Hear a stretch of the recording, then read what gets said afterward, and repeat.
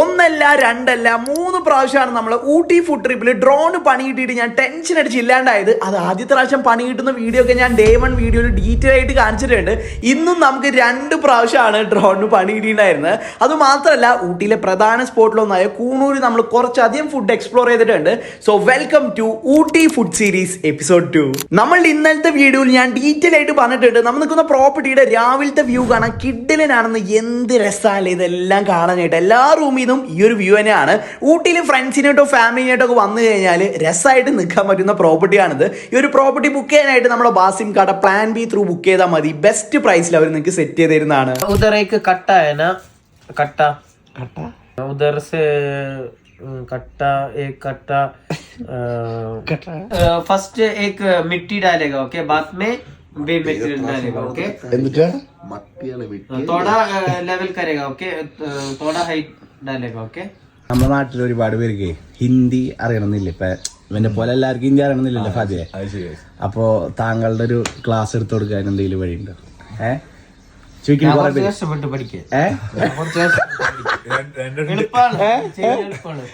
ഡൽഹി പോയിട്ട് അതന്നെ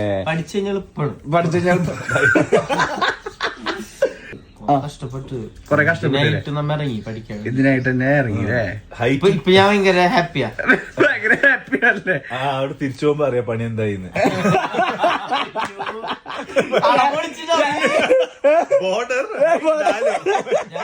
കന്നഡ തെലുങ്കിലോ എന്തെങ്കിലും ഒന്ന് അങ്ങനെ നമ്മൾ അംജദിന്റെ ഗംഭീര ഹിന്ദി ക്ലാസ് കഴിഞ്ഞ് പ്രോപ്പർട്ടിന്ന് ചെക്ക്ഔട്ട് ചെയ്ത് നമ്മൾ അടുത്ത ഫുഡ് സ്പോട്ടിൽ പോയിക്കൊണ്ടിരിക്കുമ്പോഴാണ് ഡ്രോണിന് ആദ്യത്തെ സീൻ കിട്ടുന്നത്. വേറെ ഒന്നുമല്ല, നമ്മളെ ഡ്രോൺ നൈസായിട്ട് ഒരു ലൈംഗമ്യമ്മ തട്ടി. സത്യം പറഞ്ഞാൽ ഒരുപാട് ടെൻഷൻ അടിച്ച് വണ്ടിയിൽ നിന്ന് ചാടി ഇറങ്ങി ഓടി വരുമ്പോഴാണ് ഡ്രോൺ എന്തോ ഭാഗ്യത്തിന് അടി വീണില്ല. അത് സ്റ്റെബിലൈസ് ചെയ്ത് എയർലൈനിൽ നിൽക്കണ്ടായിരുന്നു. അതിന്റെ പ്രൊപ്പലറിന് മാത്രമാണ് സീൻ കിട്ടിയിട്ടുണ്ടായിരുന്നത്. ഇനി എന്തുണ്ടായാലും ഡ്രോൺ ഞാൻ ഫ്ലൈ ചെയ്യില്ല എന്നുള്ള നിയത്തോട് കൂടിയിട്ടാണ് പിന്നെ ഞങ്ങൾ യാത്ര ചെയ്തത്. പക്ഷെ റോഡ് സൈഡിൽ ഇങ്ങനെ ഒരു വാട്ടർഫോൾ കണ്ടപ്പോൾ എന്റെ മനസ്സ് അറിയാണ്ട് അലിഞ്ഞു പോയി. അങ്ങനെ അതും ഷൂട്ട് ചെയ്ത് വണ്ടീനെ ട്രാക്ക് ചെയ്ത് ഡ്രോൺ ഇങ്ങനെ പോയിക്കൊണ്ടിരിക്കുമ്പോഴാണ് അവസാനമായിട്ട് പണി കിട്ടുന്നത്. ഇതോട് കൂടിയിട്ട് ഞാൻ അങ്ങോട്ട് മൊത്തത്തിൽ ഇല്ലാണ്ടായി പോയി. നമ്മള് പെട്ടുപോയി. നമ്മള് നല്ല നല്ല ഡ്രോൺ വിഷ്വൽസ് എടുക്കുന്നതിൻ്റെ ഇടയിൽ നമ്മളെ ഡ്രോൺ ഒരു മരത്തിൻ്റെ ഇടയിൽ പെട്ട് സീനായി. എനിക്കറിയില്ല എന്താ ചെയ്യാൻ പറ്റാന്ന്. നോക്കി ഇവിടെ ഒരു കൊമ്പുണ്ട്, ഇതാ കണ്ടോ നമ്മളെ ഡ്രോൺ ഇവിടെ കിടക്കണുണ്ടോ? പെട്ട് ഡ്രോണ് ആകെ സീനായി. എനിക്കറിയില്ല. ഇവിടെ ആൾക്കാരൊക്കെ ഭയങ്കര ഹെൽപ്ഫുള്ളാണ്.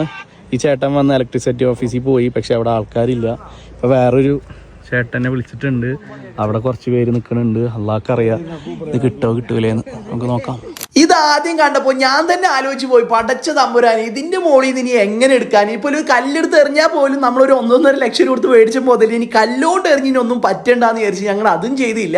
ഒരു വടി കൊണ്ട് കുത്താന്ന് ഉദ്ദേശിച്ചാൽ ആ ഭാഗത്തൊന്നും ഇത്രയും ഹൈറ്റിലുള്ള വടി ഉണ്ടായില്ല. അങ്ങനെ കുറേ നേരം ഞങ്ങൾ അവിടെ ഇവിടെ ഒക്കെ അലഞ്ഞു തിരിഞ്ഞ് ലാസ്റ്റ് അവിടെയുള്ള നാട്ടുകാരെല്ലാവരും നമ്മളെ ഹെൽപ്പ് ചെയ്യാൻ വന്നിട്ടുണ്ടായിരുന്നു. ഓൾമോസ്റ്റ് ഒരു 2 മണിക്കൂറോളം ഞങ്ങൾ അങ്ങോട്ടും ഇങ്ങോട്ടും നോക്കി ഇറങ്ങുന്നുണ്ടാവും. ഞങ്ങൾ അത്രയും ഹെൽപ്ലെസ് ആയിരുന്നു. ഒരു ഐഡിയയും കിട്ടണില്ല ഇത് എങ്ങനെയാണ് ഇത്രയും ഹൈറ്റിൽ നിന്ന് ഇറക്കാന്ന് എനിക്കൊരു ഐഡിയയും കിട്ടണില്ല.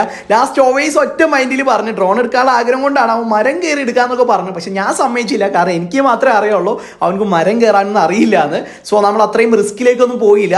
കുറേ പേര് വണ്ടി നിർത്തിയിട്ട് കയറാൻ നോക്കി. ചിലവരൊക്കെ എൻ്റെ അടുത്ത് പറഞ്ഞു ഞാൻ ഇത് എടുത്തു തരാം, വെറും 500 രൂപ തന്നാൽ മതി എന്ന് പറഞ്ഞു.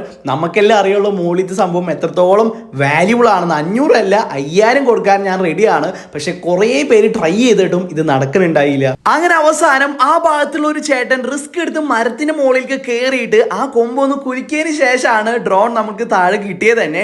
അത്രയും നേരം ഒരുപാട് ടെൻഷൻ അടിച്ച് ഇതിൻ്റെ ഇടയിൽ മഴ പെയ്യോന്നോ അല്ലെങ്കിൽ അത് ഓട്ടോമാറ്റിക്കായി അടി വീണ് പൊട്ടോന്നോ അങ്ങനെ കുറേ കാര്യങ്ങൾ മൈൻഡിൽ ഉള്ളിൽ കൂടെ ഓടിപ്പോണ്ടായിരുന്നു. പക്ഷെ പഠിച്ചവൻ്റെ അനുഗ്രഹം കൊണ്ട് ഒന്നും പറ്റിയില്ല. ഡ്രോണിന്റെ കുറച്ച് പ്രൊപ്പലേഴ്സ് മാത്രം പൊട്ടിയിട്ടുണ്ടായിരുന്നുള്ളൂ. നമ്മളെ ഇത്രയും ഹെൽപ്പ് ചെയ്തത് ഈ ചേട്ടനാട്ടാ. പുള്ളി മലയാളം അറിയാം, പുള്ളിക്ക് തമിഴും അറിയാം. അണ്ണാ അവങ്ങളുടെ പേര് എന്ത് ചെയ്യുന്നത്? ഊട്ടിയിൽ തന്നെ മലയാളം അറിയും. കേരളത്തിൽ എന്ത് ബിസിനസ്സാണ് അണ്ണാ? Thank you. ഈ പുള്ളിക്കാരനാണ് ഇത്രയും ആൾക്കാർ വന്നത് നമ്മളെ ഹെൽപ്പാക്കിയത്. ഞാൻ സത്യം പറഞ്ഞു കഴിഞ്ഞാൽ ഇതുപോലത്തെ സിറ്റുവേഷനിൽ സ്റ്റക്ക് ആവാറാണ് പതിവ്. പക്ഷെ ഇത്രയും ആൾക്കാർ സപ്പോർട്ട് കൊണ്ട് മാത്രം ഭയങ്കര ടെൻഷനുള്ള ആൾക്കാരാണ്. പക്ഷേ എന്തോ ഭാഗ്യത്തിന് സെറ്റായി. Thank you. അങ്ങനെ ഫൈനലി നമ്മൾ ഡ്രോൺ നമ്മുടെ കയ്യിൽ കിട്ടി. ഇത്രയും നേരം നമ്മൾ ഒന്നും കഴിച്ചിട്ടുണ്ടായിരുന്നില്ല. So back to food trip ഓണാക്കാന്ന് വിചാരിച്ചു ഞങ്ങൾ നേരെ പോയത് കൂണൂരിലെ തന്നെ ലെജൻഡറി ഫുഡ് സ്പോട്ടിൽ ഒന്നായ ക്രൗൺ ബേക്കറിയിലേക്കാണ്. ഓൾമോസ്റ്റ് 150 വർഷത്തിലേറെ പഴക്കമുള്ള ബേക്കറിയാണത്.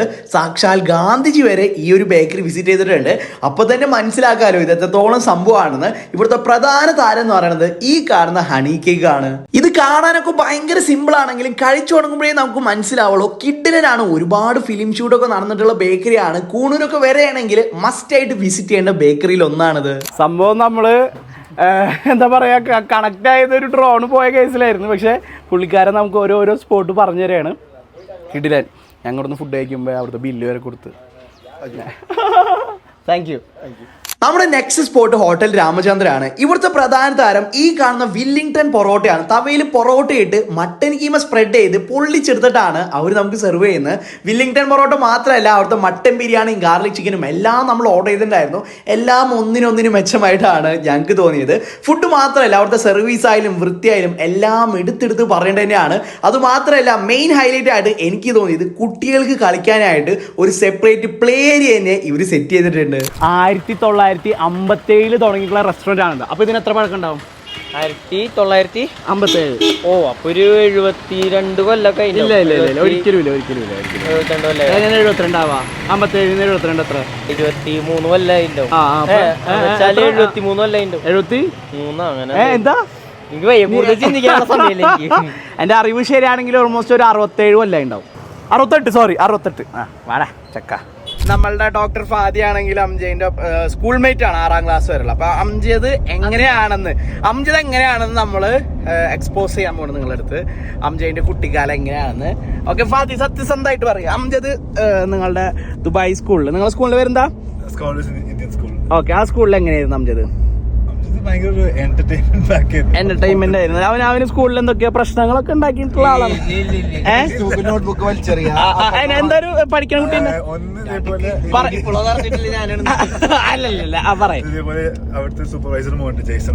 ഓക്കെ, ജെയ്സൺ നന്നായി പഠിക്കും. കുറച്ച് അങ്ങനത്തെ അംജദ് അങ്ങനെ കുറെ പഠിക്കുന്ന ആൾക്കാരൊന്നും ഇഷ്ടമല്ല. കുറച്ച് സ്റ്റോറിയാണ്, കുറച്ച് പ്രശ്നം. അത് വേറെ ഒന്നും കണ്ടല്ല. ഞങ്ങളെ ഒരു കോമ്പറ്റീഷനാണ്. കാരണം ഞാൻ ഫസ്റ്റ് ആവും, ചില സമയത്ത് അവൻ ഫസ്റ്റ് ആവും. സത്യസന്ധമായിട്ടുള്ള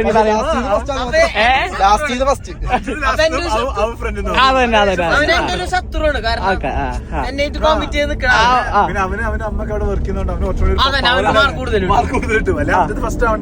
സത്യസന്ധമായിട്ട് പറയും. അങ്ങനെ ഇഷ്യൂ ആയി. ലാസ്റ്റ് ഒരു സമയത്ത് ഭയങ്കര ഫ്രസ്ട്രേറ്റഡ് ആയി. എപ്പോഴും ലീഡറാക്കും. സൂപ്പർവൈസറിനോ പോനല്ലേ തീരെ പിടിക്കൂല ഇത്. ദിവസം ബ്രേക്ക് ടൈം കഴിഞ്ഞപ്പോ അംജദിനെ കാണാനില്ല. ജെയ്സൺ ആണ് ക്ലാസ് ചെയ്തിട്ട് ബാഗ് എവിടെ ചോദിക്കുന്നത്. നോക്കുമ്പോ കുറച്ച് ഒരാൾ വാഷ്റൂമിൽ ഒരാളുടെ വാഷ്റൂമിൽ തിരിച്ചു വന്നിട്ട് കയ്യിലൊരു ബാഗ് ഒക്കെ ഉണ്ട്. അങ്ങനെ മെല്ലെ സൈഡിൽ വെച്ച് കേറി. അടുത്ത ദിവസം നോക്കുമ്പോണ്ട് ഇതേപോലെ മറ്റേ പ്രിൻസിപ്പൽ ഓഫീസിൽ വിളിക്കുന്നത് ജെയ്സന്റെ ബുക്കുകളൊക്കെ സ്കൂൾ കോമ്പൗണ്ടിന്റെ പുറത്തുനിന്ന് കിട്ടി. അതും പാവം അംജദ്. ആ സ്കൂളിൽ പുതിയതായിട്ട് അംജദിനെ അറിയില്ല ഏത് സൈഡിൽ എന്താ ഉള്ളത്. അംജദ് എറിഞ്ഞ സൈഡില് കറക്റ്റ് ആ സൈഡിലാണ് സ്റ്റാഫ് ക്വാർട്ടേഴ്സ് അക്കോമഡേഷൻ. ബാക്കി സൈഡൊക്കെ ഒരു പ്രശ്നമില്ല, എവിടെയാണ് അറിയാം. അപ്പം കറക്റ്റ് ഇവിടെ നിന്ന് അറിയുന്ന ഓരോ ബുക്കും സ്റ്റാഫ് ക്വാർട്ടേഴ്സിനകത്തൊക്കെ പോകണം. അംജദെ പിടിക്കപ്പെട്ടതിന് ശേഷം എന്താ തോന്നിയത്? പിടിച്ചിട്ടില്ല. ജെയ്സൺ ബ്രോ ദയവ് ചെയ്ത് ഇത് കാണുകയാണെങ്കിൽ ദയവ് ചെയ്ത് ക്ഷമിച്ചു കൊടുക്കണം. അംജദ് ഇപ്പോഴും അങ്ങനെ തന്നെയാണ്. ഇപ്പൊ ചെറുപ്പത്തിൽ മാത്രല്ല ഇപ്പോഴും അങ്ങനെയാണ്. അവന്റെ ക്യാരക്ടർ അങ്ങനെയെന്ന് മനസ്സിലാക്കാം. ഓക്കെ, കുട്ടിക്കാലത്ത് തമാശയെന്നും പറഞ്ഞിട്ട് പോലും ഞങ്ങൾ തള്ളിക്കളിയല്ല. കാരണം അംജദ് ഇപ്പോഴും അങ്ങനെയാണ്. പിന്നെ അംജദിനെ കൊണ്ട് എന്തെങ്കിലും റീഡിംഗ് അതൊക്കെ ഉണ്ടെങ്കിൽ അംജദിനെ കൊണ്ട് ചെയ്യിപ്പിക്കാൻ എല്ലാവർക്കും ഇഷ്ടം. എന്ത് കാരണം നല്ലോണം വായിക്കും. ഒന്ന് ഭയങ്കര ഫ്ലുവൻസി, ഭയങ്കര ലാംഗ്വേജ് അതൊക്കെ അത് ഞാൻ കണ്ട്. അടിപൊളി. ഒന്നുമില്ല അങ്ങനൊക്കെ ആയിരുന്നു. പിന്നെ ഇവന്മാരായിട്ട് കൂട്ടുകൂടി പിന്നെ അംജദ് വായിക്കുമ്പോ വെച്ചാൽ വാൻ തീരും. എന്തേ അംജദ് 2-3 ലൈൻ വായിച്ചാൽ 2 ലൈൻ സ്കിപ്പ് ചെയ്യും. നമുക്ക് എല്ലാവർക്കും ഇഷ്ടം. ആര് എന്ത് വെച്ചാലും അംജദ് വായിച്ചിട്ട് സാറാണെങ്കിൽ എങ്ങനെ നോക്കിയാൽ സാറിന് മനസ്സിലാവില്ല. കാരണം ഇവര് പൊതുവെ നമ്മൾ വായിക്കണ കേട്ടിട്ട് അത് സമറൈസ് ചെയ്യല്ലേ ചെയ്യാം. സമറൈസ് ചെയ്യാൻ പറ്റില്ല, കാരണം 3 ലൈൻ 3 ലൈൻ അങ്ങനെ എത്ര പിന്നെ ഏതൊരു സാറിനായിട്ട് എന്തൊരു ഇഷ്യൂ. ആളുകളൊക്കെ താങ്കള് പറയേ താങ്കള് പറയേ അല്ല പറയേ നിന്റെ ഉള്ളിൽ നിന്നാണത്. അല്ല താങ്കൾ ആ സാറ് ഈ വീഡിയോ കാണാൻ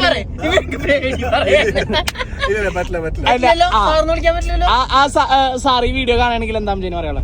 ഇപ്പോഴാ ദേഷ്യണ്ട് കൺമുന്നിൽ കാണാൻ ഞാൻ ഇറക്കി കൊതിക്കാറുണ്ട്. 6ാം ക്ലാസ്സിൽ എന്നെ മാത്രം ടാർഗറ്റ് ചെയ്തിട്ട് ക്ലാസ്സിൽ നിന്ന് പുറത്താക്കാം. വെറുതെ എന്നോട് കോടൊന്ന് പിടിച്ച് പൊന്തിക്കണോ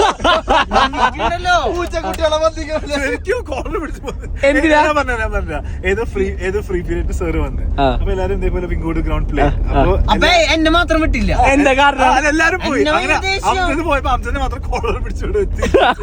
ക്ലാസ് മൊത്തം ഇറങ്ങി ഇവിടെ പറഞ്ഞു. What monkey monkey your father not mine your സാറിന്റെ ബുദ്ധിയില്ലാത്ത പ്രായത്തിന് ബുദ്ധി അന്നുമില്ല ഇന്നുമില്ല. അപ്പൊ അങ്ങനെ പറയണ്ട. അങ്ങനെ കഥയും പറഞ്ഞ് തിരിച്ച് നാട്ടിലോട്ട് പോകുമ്പോഴാണ് നമ്മുടെ അംജദ് ഇങ്ങനെ ഒരു സ്ഥലം കാണുന്നു. എന്ത് രസമാണ് ഈ സ്ഥലം കാണാനായിട്ട്. സ്പോട്ടിൽ നമ്മൾ വണ്ടി തിരിച്ച് അവിടെയുള്ള നാട്ടുകാരെടുത്ത് ചോദിച്ച് ഇവിടെ വണ്ടി ഇറക്കാൻ പറ്റുമെന്ന്. അവർ വണ്ടി 4x4 ആണെങ്കിൽ ഇറക്കിക്കോളാൻ പറഞ്ഞു. സ്പോട്ടിൽ നമ്മൾ വണ്ടി ഇറക്കി. നമ്മുടെ കയ്യിലുള്ള ടേബിളും ചെയറും എല്ലാം അവിടെ ഇട്ട് നമ്മൾ ചായയും ബ്രെഡും ന്യൂട്ടലും എല്ലാം അവിടെ നിന്ന് കഴിച്ച് ഒരുപാട് ടൈം സ്പെൻഡ് ചെയ്തിട്ടാണ് അവിടെ നമ്മൾ പിരിഞ്ഞത്. ഓൾമോസ്റ്റ് 3 ദിവസമാണ് നമ്മൾ ഊട്ടിയിൽ സ്പെൻഡ് ചെയ്തിട്ടുണ്ടായിരുന്നത്. പക്ഷെ ഇവിടെ ചെലവാക്കിയ 2 മണിക്കൂർ ഞങ്ങൾ ഒരിക്കലും മറക്കില്ല. കാരണം അത്രയും കിടിലാണ്. നമ്മുടെ മൈൻഡ് എല്ലാം റിലാക്സ് ചെയ്ത് നമ്മുടെ ഫ്രണ്ട്സിനായിട്ടും കസിൻസിനായിട്ടും എല്ലാവരായിട്ടും ഇതുപോലുള്ള ആംബിയൻസിൽ ഈ കോടയും മഞ്ഞും എല്ലാം എൻജോയ് ചെയ്ത് ഒരു ഗ്ലാസ് ചായയും ലൈറ്റായിട്ട് പാട്ടും കേട്ടിരിക്കുന്ന ഫീല് കിടിലനാണ്.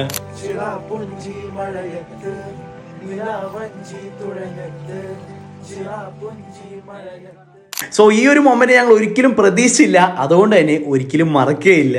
അപ്പോൾ നമ്മുടെ ഊട്ടി ഫുഡ് ട്രിപ്പ് ഇവിടെ അവസാനിക്കുകയാണ്. ഓൾമോസ്റ്റ് 3 ദിവസമാണ് നമ്മൾ ഊട്ടിക്ക് വേണ്ടി സ്പെൻഡ് ചെയ്തിട്ടുണ്ടായിരുന്നത്. ഒരുപാട് പാഠങ്ങൾ നമുക്ക് പഠിക്കാൻ പറ്റി. ഒരുപാട് നല്ല നല്ല ഫുഡ് സ്പോട്ട് നമുക്ക് എക്സ്പ്ലോർ ചെയ്യാൻ പറ്റി. ഊട്ടിയിൽ ഫുഡ് ട്രിപ്പ് പോകണ എല്ലാവരും ഈ ഫുഡ് സ്പോട്ട് എല്ലാം ട്രൈ ചെയ്ത് നോക്കുക. കിടിലനാണ്.